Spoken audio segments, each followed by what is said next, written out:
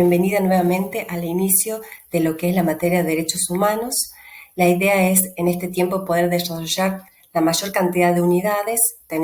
Seguramente vamos a tener invitados que a ustedes les va a interesar, y el desarrollo de temáticas de alguna manera mucho más accesible con otros medios tecnológicos accesibles para ustedes.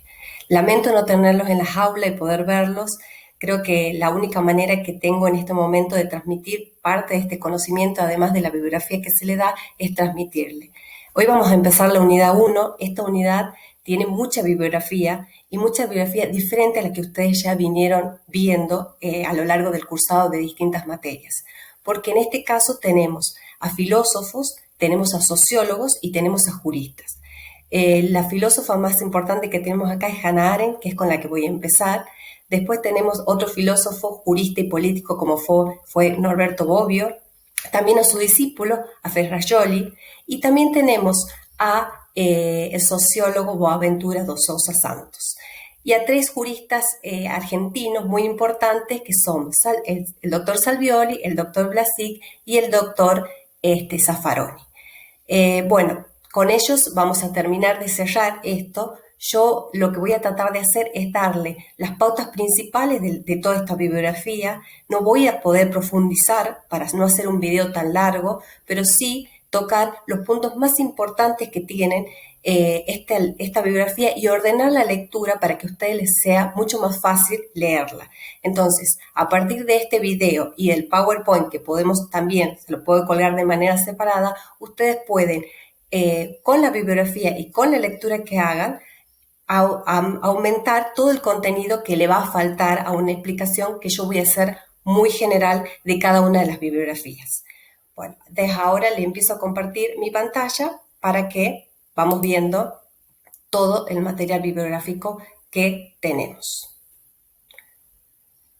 Cuando hablamos de la evolución de los derechos humanos y este concepto de derecho humano, vamos a ver que al principio ya va a haber muchas teorías que van a determinar que esto se ha ido creando por distintas corrientes, que algunas son filosóficas, otras son políticas, otras son históricas. El primer punto que voy a tocar es el tema de la decadencia del Estado-Nación, del que habla Hannah Arendt. Hannah Arendt escribió en su libro, como dice acá, en Los orígenes del totalitarismo, cómo un Estado puede ir hacia el totalitarismo y generar la matanza discriminada de otros seres humanos. Bien, en este capítulo ella va a hablar de la estructura del Estado-Nación.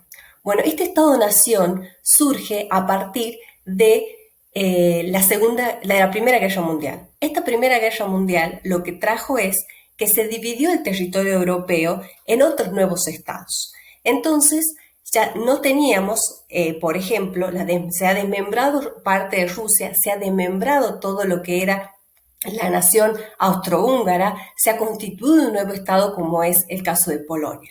Entonces, en esta nueva reorganización territorial de Europa y la distribución de ese territorio con la creación de nuevos estados, surge lo que distingue muy claramente ello: los ciudadanos, quienes pertenecían a esos estados-nación, y minorías raciales o apátridas, que ella también habla y los distingue, que van a vivir todos juntos en este nuevo estado-nación, pero que va a determinar que existen derechos determinados para los ciudadanos, mientras que las minorías raciales y los apátridas no van a gozar de esos mismos derechos.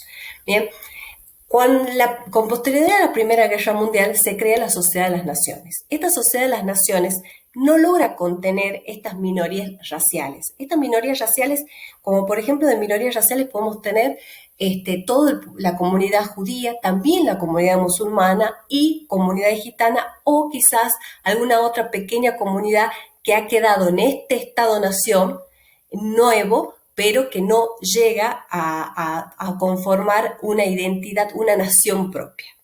Bien, entonces, estas minorías van a pujar para que se les reconozca determinados derechos, lo que no había previsto esta Sociedad de Naciones. Sí estaba previsto el derecho de asilo, pero este derecho de asilo era entre ciudadanos, es decir, que un ciudadano de un estado podía pedir asilo a otro estado, pero porque era ciudadano de ese otro estado. Entonces, el concepto de ciudadanía era lo importante en este caso particular.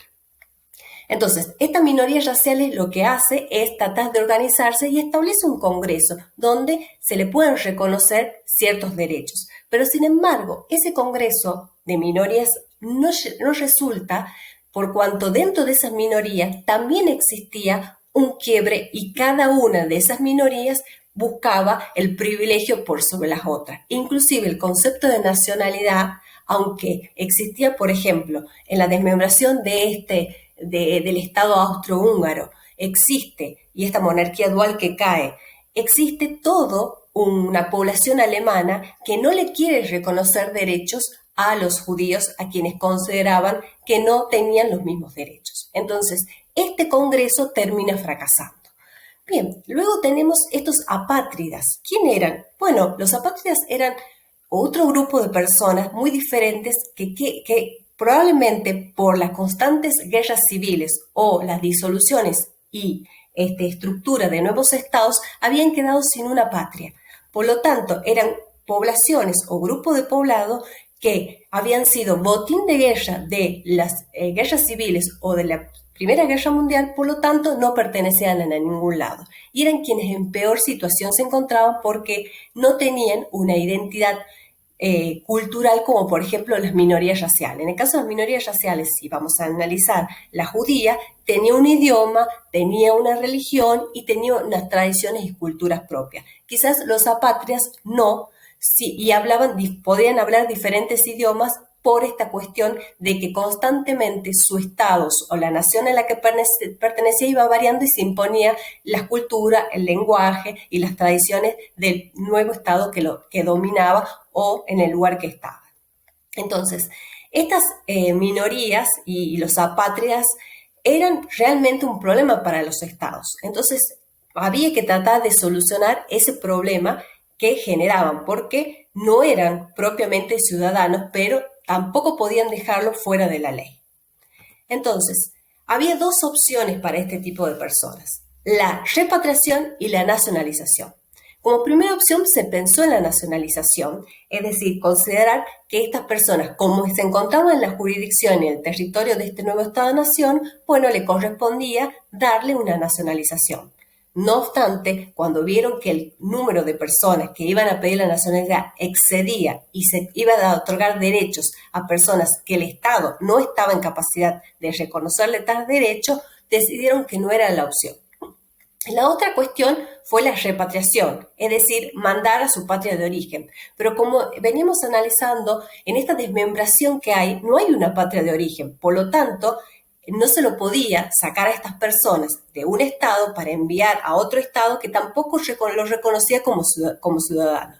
Entonces surge acá el poder de policía con mayor importancia, porque la policía es quien va a controlar a estos ciudadanos. De hecho, Hannah Arendt comenta en la bibliografía que tenemos que analizar es que la policía fronteriza era quien trataba de ayudar a las personas para salir de sus estados e ingresar al otro estado. Pero los policías de los otros estados eran los que negaban. Entonces había en las fronteras toda una pelea con este poder de policía de que unos permitían que salgan para que salgan de este estado, pero el otro estado evitaba que ingresen personas que no eran sus nacionales. Además de ello, también el poder de policía era muy importante porque de alguna manera era quien controlaban, era la ley de estas personas que no tenían ley. Entonces, muchos de estos ciudadanos decían que en el único momento en que realmente se los conocía, se les reconocía derecho alguno, era en los casos en los que eran castigados con una pena o introducidos en el sistema penitenciario, porque así se les reconocía un derecho y así tenía derecho a su defensa, derecho a que se reconozcan mínimamente algunos derechos. Si no, eran personas que para el Estado no existían. Esto ocasionó que se distinga muy claramente también entre estas minorías y los apátridas, que a estas ciertas minorías había uno que otro derecho que se les otorgaba. Ningún derecho de ciudadanía se le otorgaba, pero sí, por ejemplo, se le otorgaba el derecho a el trabajo. ¿Por qué? Porque estos Estados-naciones sí necesitaban la mano de obra de estas personas que para ello eran ciudadanos de segunda. Hannah Arendt va a plantear esta decadencia de los derechos del hombre, va a decir que los derechos del hombre creados a partir de la Declaración Francesa no sirvieron, porque solamente eran para los ciudadanos, que también es una característica una crítica que se le hace a esta declaración de que solamente era aplicable, eran libres y aplicables para quienes revestían la calidad de ciudadanos. Ciudadanos eran, en general, hombres libres que pertenecían a un Estado que tenía su vez territorio. Por lo tanto, esta cuestión del reconocimiento de los derechos venía propio del Estado. Entonces, ¿a quién dejaba fuera? Obviamente que dejaba fuera a las minorías, a las mujeres, va a dejar afuera también a estos apátridas. Entonces, como no había una protección legal, porque la protección solamente era para estos hombres y también para este tipo de hombre, que es muy parecido a la protección que daba el derecho romano al ciudadano. No eran ciudadanos todas las personas. El esclavo no tenía esa característica. Si bien ahora, a partir de la declaración de estos derechos del hombre, no hay esclavitud, tampoco se les reconoce derechos de ciudadano. Entonces, los apátridas van a perder la protección de ese Estado, pero esa protección lo que más, digamos, va a costar de recomponer es la pérdida de su hogar y sus tradiciones y la pérdida del estatus político, porque el estatus político, que es lo que tienen los ciudadanos, es lo que se les reconozcan los derechos civiles, pero además de los derechos civiles, mucho más importante los derechos políticos. Y sin estos derechos políticos no se puede acceder al reconocimiento de los demás derechos, porque primeramente tengo que reconocer el estatus de ciudadano y el reconocimiento de que tiene la persona un derecho. Entonces, Hannah Arendt va a decir, de alguna manera, esta declaración del hombre ha fracasado. Por lo tanto, es necesaria buscar algo, un sistema general que elimine que la protección y el derecho sea reconocido por el Estado a las personas, sino que las personas tienen que tener un derecho independiente del Estado en el que ellos se encuentran en residencia o radicando o son nacionales.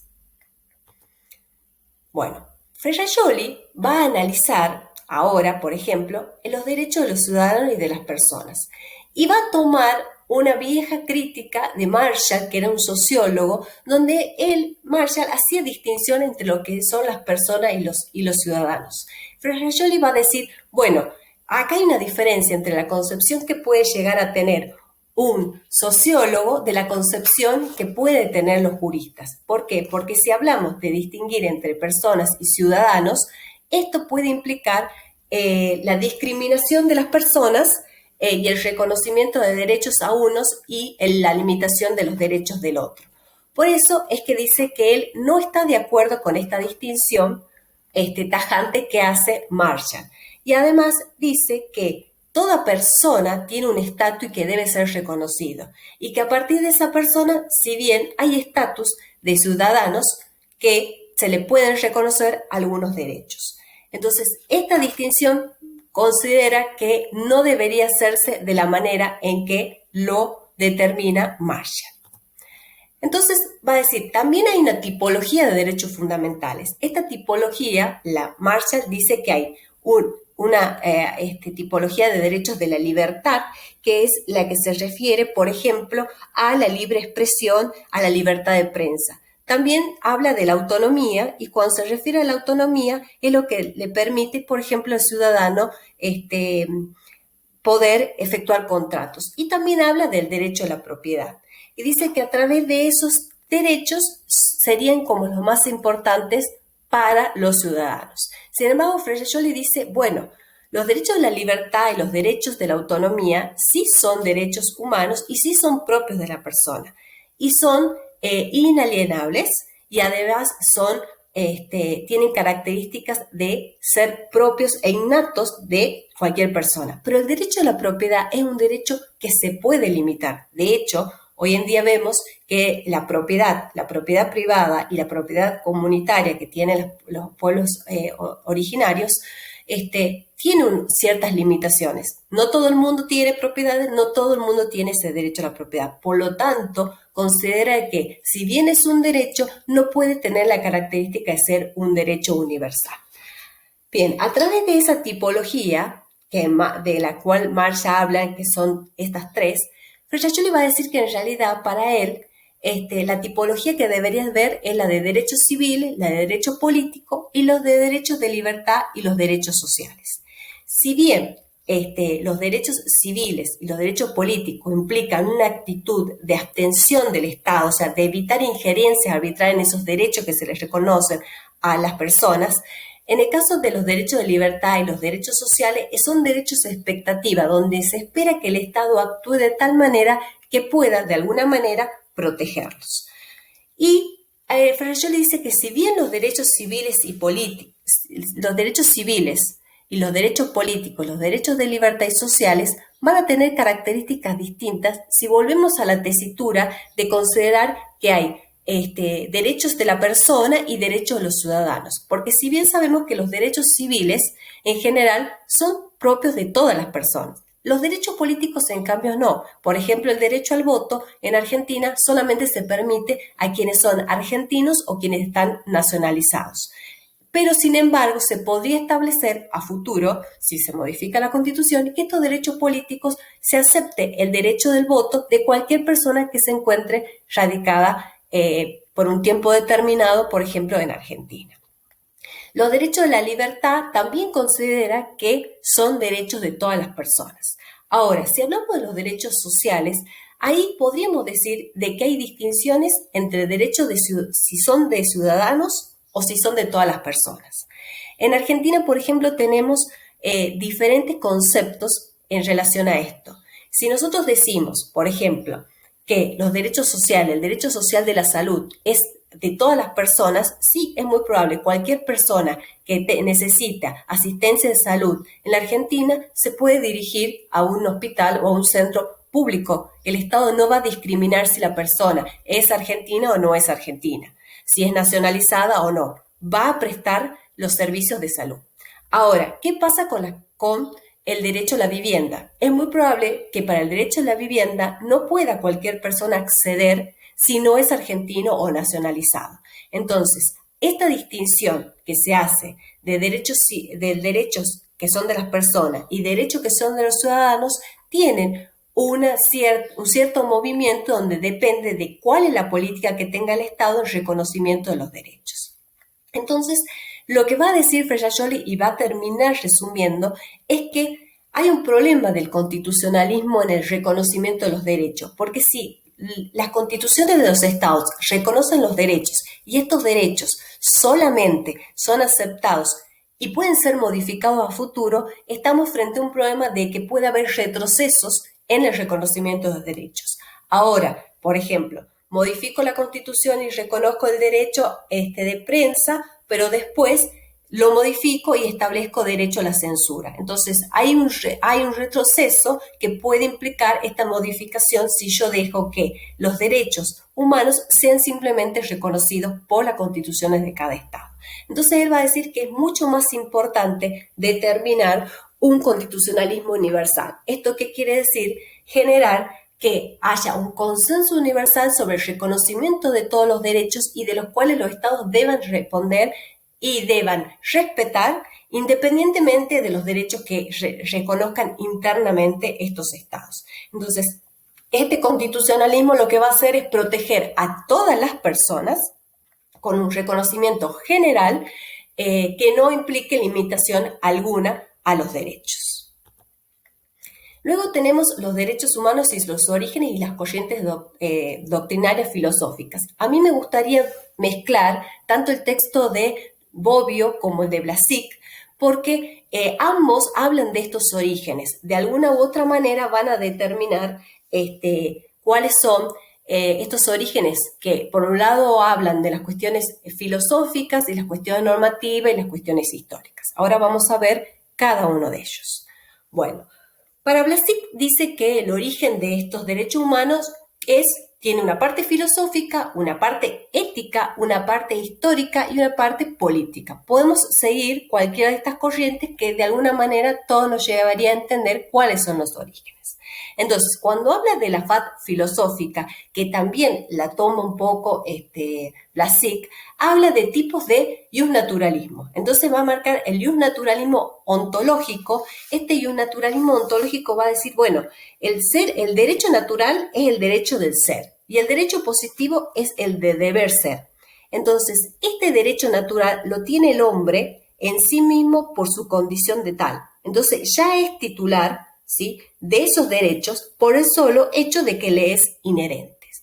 En el cambio, el naturalismo dióntico, la diferencia que tiene al naturalismo ontológico es que hay una diferencia en que para el ontológico es inmutable, no se modifica, no puede modificarse, porque como la condición es natural, el reconocimiento de los derechos es natural. Entonces, sin embargo, van a decir que no es así el naturalismo deontológico, que los derechos van a ir mutando, que debe flexibilizarse y que ese derecho natural, si bien tiene en principio toda una cuestión de reconocimiento de derecho, no puede decirse que sea todo el tiempo universal, que todo el tiempo es inmutable y que todo el tiempo es permanente. Porque, por ejemplo, pone el concepto de dignidad humana, ha ido variando a medida que fue variando la misma historia.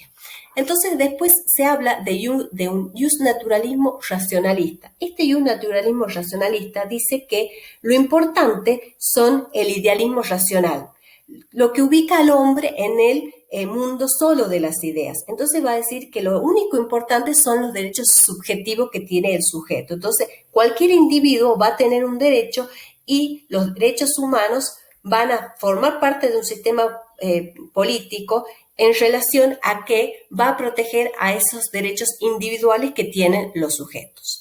Y después va a venir toda la teoría positivista. Esta teoría positivista del Estado es que el reconocimiento se hace a través de la norma. El Estado crea la norma y esa norma es la que le va a reconocer los derechos a quienes considera que van a ser ciudadanos y quienes no. Y a partir de ahí viene lo que nosotros conocemos como la codificación, que es cuando se hacen compendios de leyes de reconocimiento de los derechos de las personas. Nosotros tenemos varios compendios de reconocimiento de derechos. Y después viene la teoría del marxismo. El marxismo va a decir que la revolución social y del reconocimiento de los derechos humanos va a ser a través de la reforma económica. Entonces va a decir que el marxismo va a destacar las relaciones económicas sobre la base de la sociedad. Va a decir que la estructura societaria va a estar conformada por esta revolución que se haga de la economía. Entonces, el desarrollo político, jurídico, filosófico, religioso, todo esto va a estar representado a partir de una base de reconocimiento económico y que cuando se haga esta revolución del proletariado, esta concepción ideológica que tiene el marxismo, ahí va a empezar a surgir la posibilidad de que el discurso jurídico se acentúe en un reconocimiento de los derechos humanos. O sea, a partir de esa revolución, todas las personas van a poder tener los mismos derechos. Y vamos a ver que estas corrientes filosóficas, cuando habla Bobbio del neonaturalismo, también habla de que este neonaturalismo ha sido creado también cuando se ha positivizado con los grandes pensadores como Locke y Rousseau, donde consideraban que si bien el derecho era natural, era necesario que ese derecho sea reconocido por el Estado y los individuos le dan la potestad a los estados de crear un consenso, ese consenso que habla del pacto social, y en ese pacto social poder determinar las normas que todos los sujetos iban a respetar a favor de unos a otros. Entonces, ahí es donde mezcla, digamos, Norberto Bobbio esta concepción de un naturalista que pasa al positivismo. Volviendo a la filmina anterior, vamos a decir que después están los fundamentos éticos, donde para ello lo más importante va a estar en la dignidad humana. Y a partir de la dignidad humana se van a establecer unas normas, una supranormativa que está bastardeada por conceptos morales. Entonces, a partir del concepto moral, de lo que determina la moralidad, lo ético, se va a determinar y se va a aplicar al campo jurídico. Pero el problema radica en que los conceptos morales y éticos son diferentes de cada persona y son diferentes también en cada estado o en cada cultura. Entonces no podría considerarse que ese origen estuviera dado, el de los derechos humanos estuviera dado en los conceptos éticos, porque, digamos, no sería completo un análisis porque sería muy parcializado y cada persona tiene su moralidad o sus principios éticos muy diferenciados. Después se habla de este origen histórico. Bueno, ha habido una lucha constante para el reconocimiento de los derechos de las personas. Si bien se ha empezado a reconocer ciertos derechos y se han hecho pactos, estos derechos siempre eran limitados a un cúmulo de personas que se encontraban en mejores situaciones. Por lo tanto, este devenir histórico de una protección global va a llevar mucho tiempo. Por lo tanto, puede considerarse que nunca va a terminar de efectualizarse, porque depende de los hechos históricos que hacen mutable a estos derechos. Y después se habla del fundamento político, que hace referencia concretamente al principio de efectividad.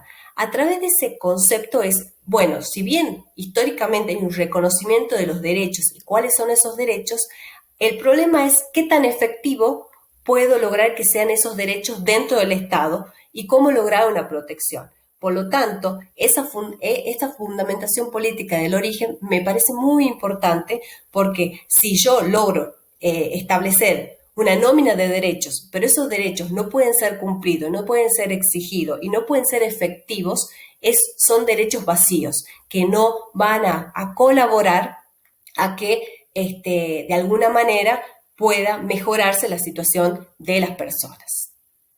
Bueno, la Declaración Universal de los Derechos Humanos es un consenso entre la gente. Entonces ahora vamos a retomar un poco lo que dice Bobby y va a decir, bueno, así como hemos visto que hay un naturalismo que de alguna manera se positiviza con este pacto social, también debe haber de alguna manera un orden internacional universal donde todas las personas generen un consenso y ese consenso pueda de alguna manera implicar un reconocimiento para todos. Entonces él va a decir que el puntapié es esta Declaración Universal de los Derechos del Hombre, que es un consenso de todos en busca de procurar que no vuelvan a pasar las atrocidades que ya pasaron con la Segunda Guerra Mundial. Pero él va a decir que este problema del consenso va a tener que implicar una modificación y un trabajo muy importante de los organismos internacionales. Entonces va a decir, bueno, de alguna manera, para que este consenso que ya se ha dado de la mayoría de los estados, de lograr determinar cuáles son los derechos que le corresponden a todas las personas en el mundo, habría que ver, bueno, de qué manera logramos realmente que estos se concreticen y se efectivicen. Entonces, él va a decir que, bueno, estos órganos van a tener funciones muy importantes para garantizar estos derechos humanos y habla de la promoción, del control y de la garantía. Bueno, va a decir la promoción. La promoción se va a dar de dos maneras. Una primera es que los estados que no tengan determinados derechos en su normativa interna y que los hayan reconocido a nivel universal deben incorporarlo. O sea, tienen que introducir en sus normativas. Y la segunda es, quienes ya lo tengan, ya tengan incorporado, establecer los procedimientos y mejorar este derecho y su aplicabilidad. O sea, que el goce sea realmente efectivo para todas las personas que se encuentran en su jurisdicción. Después viene el tema de los controles. Bueno, ¿cómo pueden ser estos organismos para analizar y ver que realmente el Estado esté cumpliendo con sus obligaciones? Entonces se hace a través de dos sistemas. Uno es el de informe y otro el de comunicaciones. El de informe es, cada tanta cantidad de años, el sistema universal va a pedir, los órganos internacionales van a pedir informes a los estados para ver cómo ha variado la situación y cómo ha evolucionado la implementación de los derechos humanos dentro de su territorio. Entonces, ellos van a ir comparando un informe con otro y van a ver cómo va evolucionando. Esos informes tienen a veces contrainformes o informes sombras que hacen las organizaciones para demostrar de que lo que el Estado a veces está informando no es real. Entonces, a partir de esos contrainformes o informes sombras que le llaman de estas organizaciones, lo que se va a hacer es que los organismos internacionales van a solicitar a los estados y van a aconsejar qué políticas públicas deberían mejorar para que estos estados, para que se garantice. Y las comunicaciones se da cuando, por ejemplo, hay una violación a los derechos humanos de alguna persona en un estado, entonces pide los organismos internacionales que comuniquen todas las circunstancias que dieron lugar a que esta persona efectúe una queja internacional por violación a sus derechos. Y luego tenemos el de la garantía. El de la garantía es de alguna manera como el más difícil de aplicar, que es la creación de lo que él dice, habla de una nueva jurisdicción. Esta nueva jurisdicción, cuando veamos los sistemas de protecciones, vamos a ver que existen cortes o tenemos comisiones donde se establece la responsabilidad de los estados por incumplimiento o de la normativa internacional por violaciones a los derechos humanos de alguna persona. Entonces, crear una jurisdicción internacional superior a la del Estado es una garantía para que en el caso que el Estado no cumpla con los derechos que se les reconocen a las personas que están en su jurisdicción, bueno, se va a aplicar una sanción para ese Estado. Entonces, y de alguna manera se va a exigir la no repetición. Bueno, ahora tenemos lo nuevo que nos propone Boaventura da Sousa Santos, que es una concepción multicultural de los derechos humanos.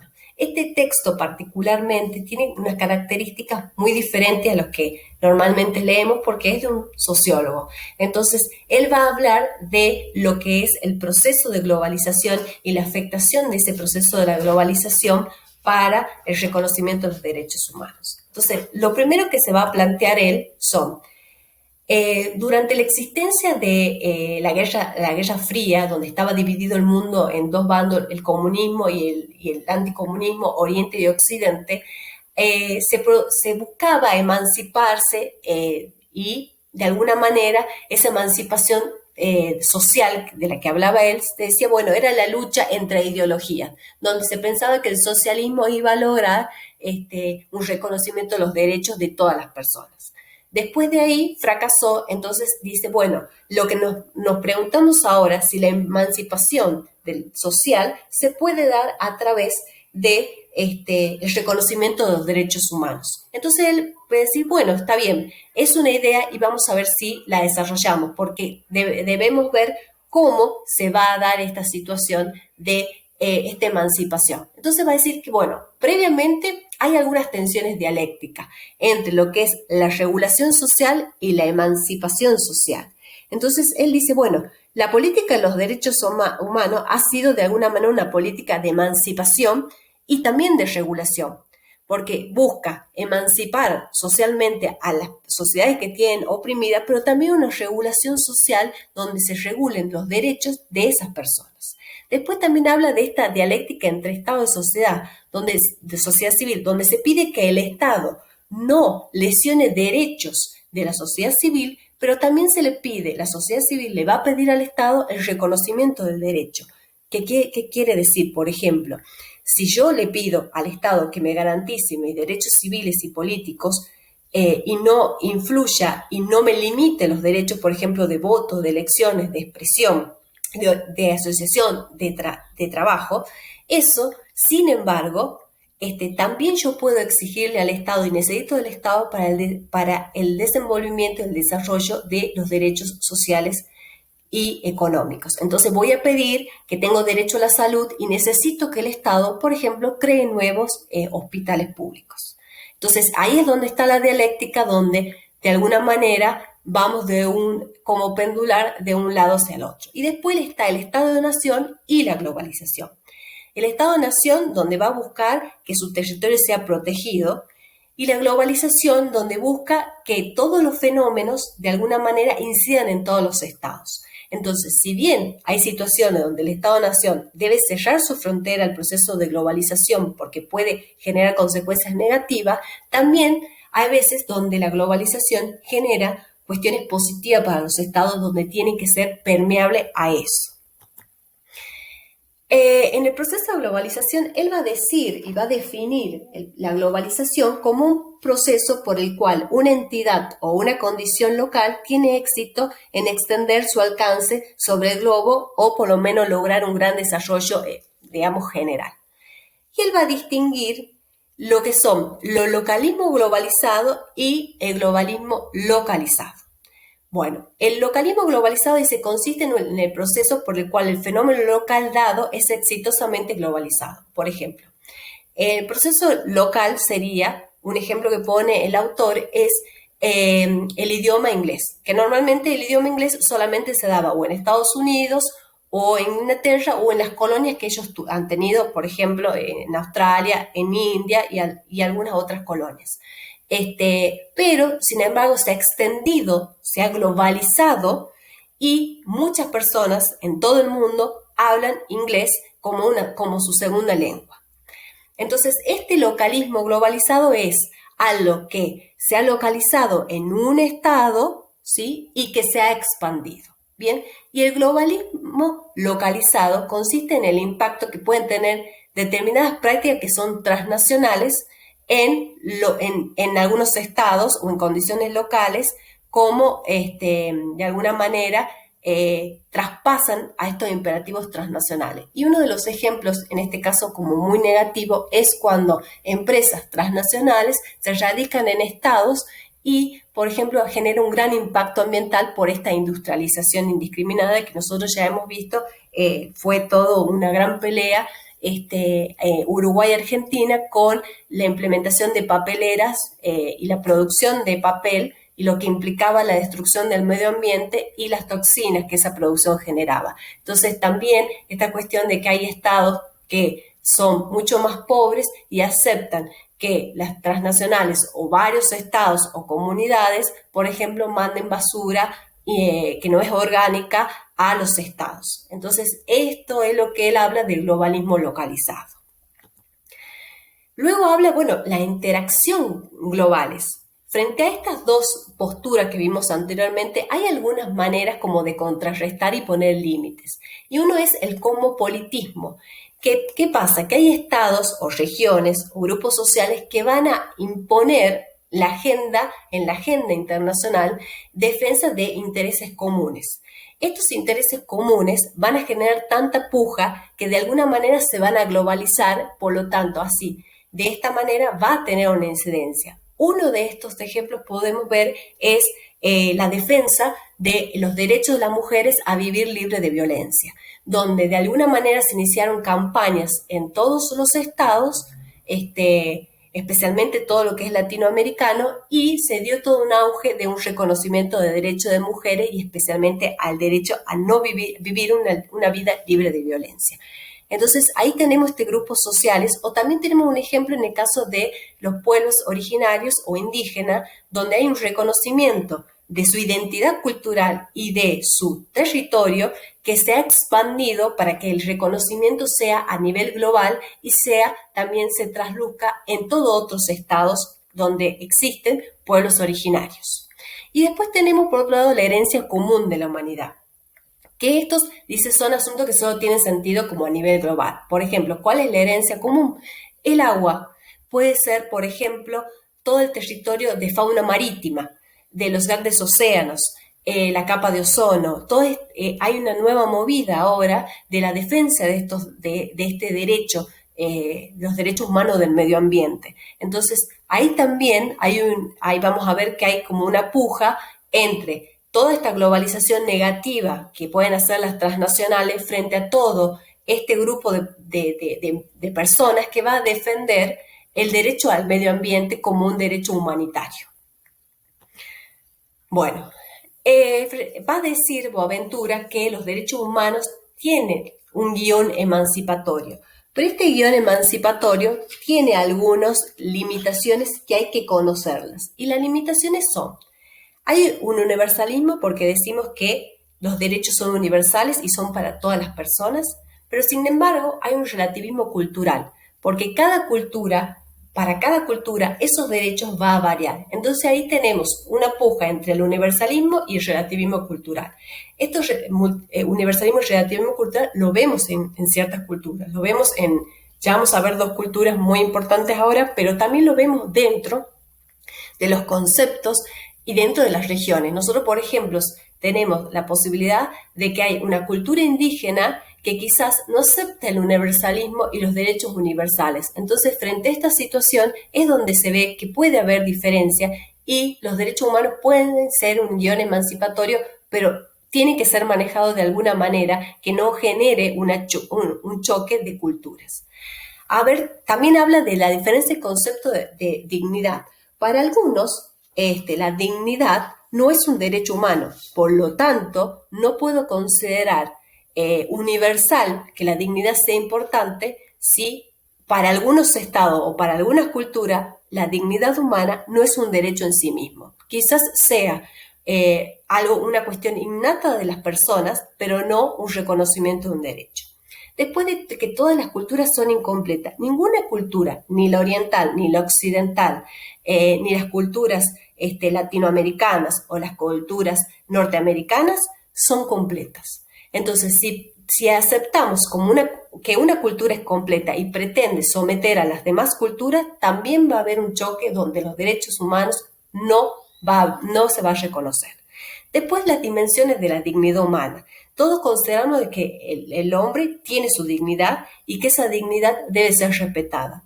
Pero esto tiene ciertas dimensiones, porque, por ejemplo, sabemos que no aceptamos como límite alguno de respeto a la dignidad humana tratos inhumanos y crueles, tortura, homicidios, femicidios. No lo aceptamos porque no es propio de la dignidad humana. Pero sin embargo, cuando vemos algunos derechos, como el derecho a la salud o derecho a la vivienda, que implica también el reconocimiento de la dignidad humana, vemos que esa dimensión digna se va diluyendo. Cuando vemos los niveles de pobreza, vemos que de repente esa dignidad humana tiene otras dimensiones. Y después vemos también esta jerarquía entre grupos y personas. Bueno, hay una distinción que se habla. Bueno, las igualdades son idénticas y no todas las diferencias son desiguales. Por lo tanto, habría que ver cómo regular derechos que se necesitan, derechos específicos para grupos o para personas, y determinar que si bien se necesita una igualdad de derechos para todos, también se necesita una distinción y un reconocimiento especial para determinados grupos y determinadas personas. Bueno, él habla de una hermenéutica diatópica, ¿bien? Y al parecer es una teoría bastante complicada, pero si la analizamos vamos a ver que es mucho más simple. Y él analiza los derechos humanos de los estados islámicos y los hindúes. Y va a decir, el gran problema es que si pretendemos considerar que los derechos humanos son universales y que esos derechos humanos deben imponerse en todos los estados, independientemente de las culturas que tengan, esto no va a servir. Va a haber un choque de civilizaciones, según lo que decía Samuel Huntington, que es al que él se refiere en esto. Entonces, a ese choque que se hablaba, Samuel habla de esta distinción entre los norte y los sures, y cómo no puede imponerse el reconocimiento de los derechos y las situaciones que tiene el norte, el hemisferio sur, y de alguna manera ese choque. Lo mismo pasa con el Estado Islámico y el Estado hindú. Entonces dice, bueno, lo que hay que hacer es buscar que a partir de las mismas cultura islámica y la cultura hindú haya un reconocimiento de los derechos. Entonces va a decir que si analizamos la cultura hindú, por ejemplo, si analizamos el Dharma y el Karma, vamos a ver que hay conceptos de derechos humanos que vienen de sus orígenes. Entonces, lo que importaría sería reavivar desde la cultura misma el reconocimiento de esos derechos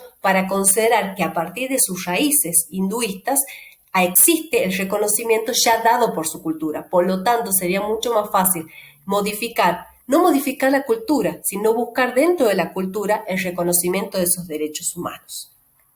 Lo mismo pasa con el sistema, con el Estado Islámico. Bueno, dentro del Estado Islámico hay una estructura mucho más rígida y una estructura mucho más amplia. Hay estructuras rígidas donde son absolutistas y son fundamentalistas y van a entender que el Islam es la ley y lo que está en el Islam es lo que ellos van a considerar como ley y no lo determinado por el Estado. Sin embargo, hay una nueva corriente dentro de este islamismo donde hay una revisión de las leyes del Islam y analizan de que puede llegar a ser más permeable, porque cuando se analiza cuándo se determinó la distinción, por ejemplo, de derechos que tiene el hombre y los derechos que no tiene la mujer, y uno va a los documentos culturales, al mismo Islam, va a ver que no existe ninguna división tajante que diga que hay una distinción en relación a los derechos. Entonces, volvemos al concepto de que si logramos que desde la misma cultura haya una nueva lectura de sus pautas, entonces ese reconocimiento y esa modificación interna de la cultura va a hacer que se reconozcan los derechos que son universales. Bien, pero bueno, va a decir, está bien, pero hay ciertas dificultades de este multiculturalismo progresista, porque si bien yo puedo aceptar todas las culturas y la diversidad de culturas y puedo buscar puntos de modificación cultural dentro de la cultura y lograr que haya una progresividad, esto tiene sus límites.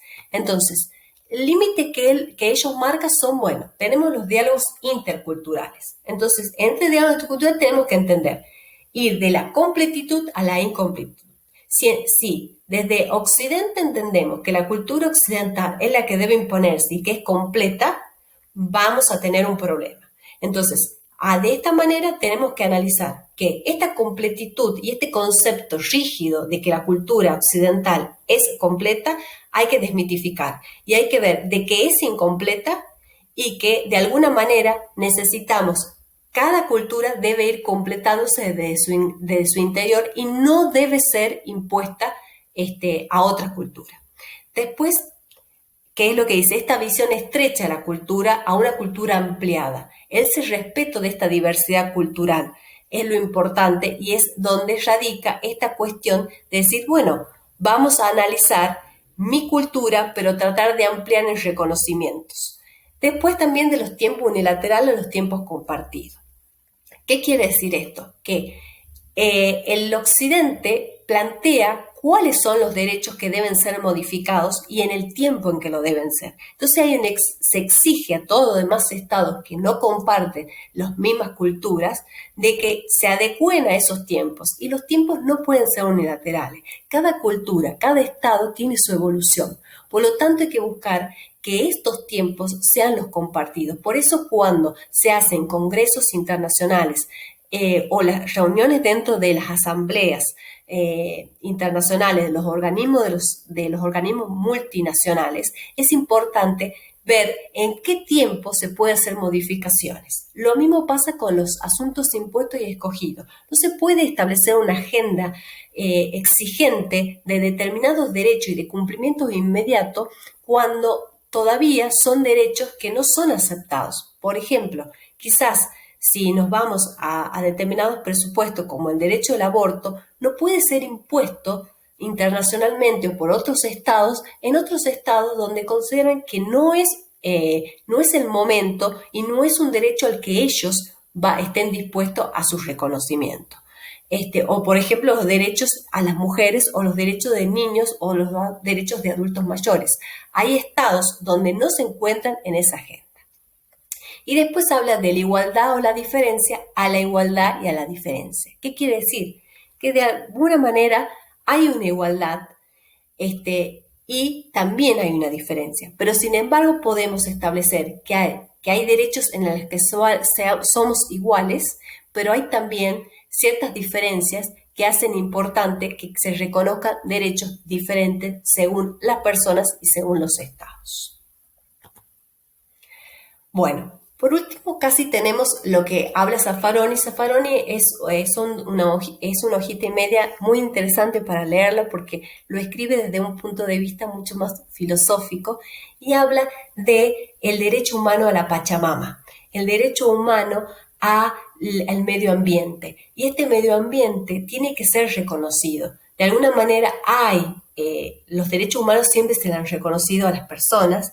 Entonces, cambiar este reconocimiento por un reconocimiento de la tierra, que también es para los humanos, cambia un poco el paradigma. Y este paradigma ha sido cambiado por los constitucionalismos modernos, pero justamente de los latinoamericanos. El primero fue el de México, que hablaba sobre el derecho que tienen a la madre tierra, con toda una tradición que ellos tenían de pueblos originarios. Por supuesto, él comenta que fue muy criticado porque consideraban que no puede los derechos ambientales ser reconocido y mucho menos el derecho a la tierra. Pero bueno, después siguieron el Ecuador, que también modificó su normativa, su constitución, reconociendo este tipo de derechos. Y por último, Bolivia, con el reconocimiento total que hace el Estado plurinacional que tienen Bolivia.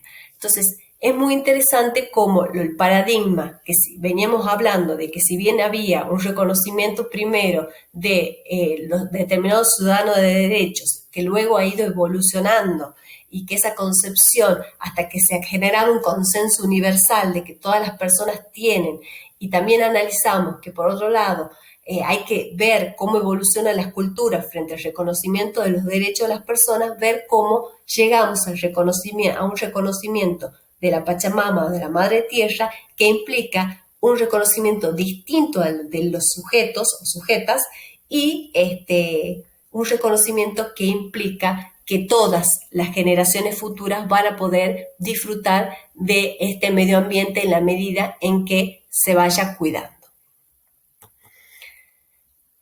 Por último, tenemos la Conferencia Mundial de 1993 de la Declaración y Programa de Acción de Viena. Bueno, esta conferencia, como toda conferencia, tiene una planificación. Entonces, todos los estados se comunican sobre cuáles van a ser las temáticas que van a poner en tono para esta declaración y programa y ver en qué situación está cada estado y región en relación a sus derechos. Esta conferencia, y Saviole lo dice, fue muy importante para el reconocimiento de los derechos de las mujeres.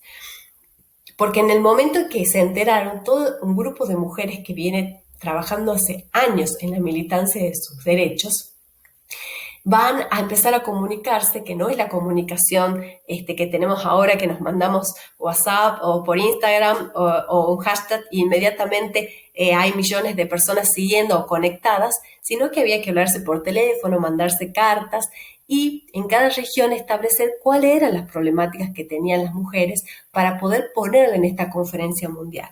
Entonces, a partir del reconocimiento de recolectar firmas y pedidos, se establece de que está bien que se ponga en la conferencia mundial, en la declaración de Viena, una oficina pequeñita, paralela a quienes estaban debatiendo el programa de acción en relación a las mujeres. Entonces, se cuentan de que esta oficina, que estaba tomando testimonio de mujeres, de violaciones de derechos humanos de las mujeres, estaba en el subsuelo de la sede de Naciones Unidas de Ginebra y que habían logrado de que pongan altoparlantes en todo el edificio. Entonces, cada vez que las personas salían de la sede central donde estaban debatiendo el programa de acción, escuchaban los testimonios de las mujeres. Entonces era una de las formas de introducir esta temática y de visualizarla. Se cuenta normalmente que en este caso lograron las mujeres que entren en la votación a último momento, pero comentan de que no era en realidad porque había un rechazo, si bien había una cierta tensión, y ya vamos a ver por qué había esa tensión, básicamente la estrategia decía, están cansados, ya no quieren seguir con la declaración y el programa, la quieren dar por finalizado y van a aceptar la propuesta que hacemos. Bueno, a partir de ahí se considera que los derechos no son tan solo humanos, sino son humanas. Por lo tanto, decían, las mujeres tenemos derechos humanos a partir de esta declaración donde se reconoce, porque por más de que existía normativa, no se visualizaba tanto la problemática que tenían las mujeres en la concreción de sus derechos. Y especialmente empieza a modificarse algo y empieza a moverse esta cuestión de que la violencia que sufrían las mujeres dentro del ámbito privado también era una responsabilidad del Estado. Porque en ese momento consideraban, bueno, las cuestiones públicas, los derechos públicos de las mujeres, por ejemplo, su derecho al voto, o que sean elegidas, o que estudien, ese reconocimiento, todo lo que se exteriorizaba fuera de la casa, estaba reconocido por el Estado, pero todo lo que ocurría dentro del ámbito privado de las mujeres no era un reconocimiento, y es como que ni el Estado ni el sistema universal quería proteger de alguna manera porque consideraban que eran esferas privadas. Entonces ahí es donde se da como el hito para distinguir de que la protección de la mujer tiene que ser integral. No puedo distinguir entre un ámbito y el otro. El derecho de las mujeres es uno solo. Entonces, ese es el cambio de paradigma que se da de la promoción y el reconocimiento que tienen las mujeres en todo ámbito. Por eso es que va a decir la declaración que los derechos del hombre son universales, indivisibles e independientes y están relacionados entre sí. Y va a tomar los temas de agenda que son los derechos de las mujeres, que ya lo vimos, las poblaciones indígenas, que tiene mucho que ver con, por un lado, la libre determinación, la autonomía que tienen que tener, y las tierras comunitarias, el reconocimiento que tengan una cierta personería independiente, de que los estados reconozcan su diversidad cultural y que a su vez tengan el derecho a que sus tierras sean reconocidas y devueltas por las tomas ilegales que se hicieron. Con respecto a los derechos de los niños, bueno, hay una preocupación fundamental que era la cantidad de niños, de la pobreza de niños, y que no pueden acceder a los derechos básicos que pueden tener. Entonces necesitaban sí o sí que esta situación se adecue. En cuanto a discapacidad, también había una cuestión de reconocerle derechos a las personas que tenían discapacidad, y que ese reconocimiento implicaba la inclusión en la sociedad y no la exclusión de la sociedad. Y también reconocer que necesitaba una protección especial. Lo mismo ocurre con los migrantes, que se estaba dando, volvíamos a tener esta cuestión de que el migrante que se instala en un estado no tiene los reconocimientos como ciudadano. Entonces habría que ver la posibilidad de tener una protección para estos migrantes que muchas veces escapan de situaciones límite en su estado, porque también, y entre los temas que tomaron la declaración y el programa de Viena, fue esta cuestión de guerras triviales que hay, especialmente en Sudáfrica. Entonces, estas guerras civiles hacen que muchas personas tengan que emigrar de sus lugares en los que han nacido y tener que radicarse o buscar asilo en otros países. Entonces, ¿cómo lograr que estos migrantes puedan instalarse en nuevos estados y que tengan los derechos? Porque la mayoría de ellos ni siquiera tienen sus documentos para identificar quiénes son. Entonces, todo ahí genera una política migratoria que hasta el día de hoy genera sus inconvenientes. Luego tenemos los pueblos sometidos a ocupación. Y ahí se planteó la cuestión palestina, ahí se cuestionó la franja de Gaza. Entonces, ver la posibilidad de evitar que los pueblos sean sometidos, porque quienes sufren las decisiones políticas de los estados o de las naciones es la población en general. Entonces hay que ver la posibilidad de resolver esto. Y algo más que quedó y está relacionado con esto, los pueblos sometidos a ocupación, es la cuestión de que debe resolverse, y de alguna manera ya queda poco resabio de lo que en ese momento era el apartheid, que se daba en Sudáfrica, donde había una distinción entre derechos de personas afrodescendientes y las personas blancas. Entonces, el reconocimiento de estos derechos debía ser para todas las personas. y evitar esta cuestión del apartheid que lo único que generaba era mayor daño en los ciudadanos.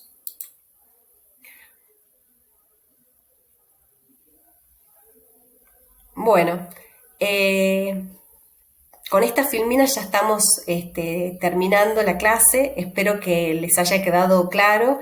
Si tienen alguna duda, pueden hacer la consulta correspondiente que vamos a estar contestando. Lean la bibliografía, es muy interesante, es muy rica. Me parece que en el orden que yo les propuse es la mejor manera de leerla y entenderla globalmente. Así que bueno, ya no vamos a estar viendo uno de estos días para ver la unidad 3 sobre obligaciones generales. Que estén bien.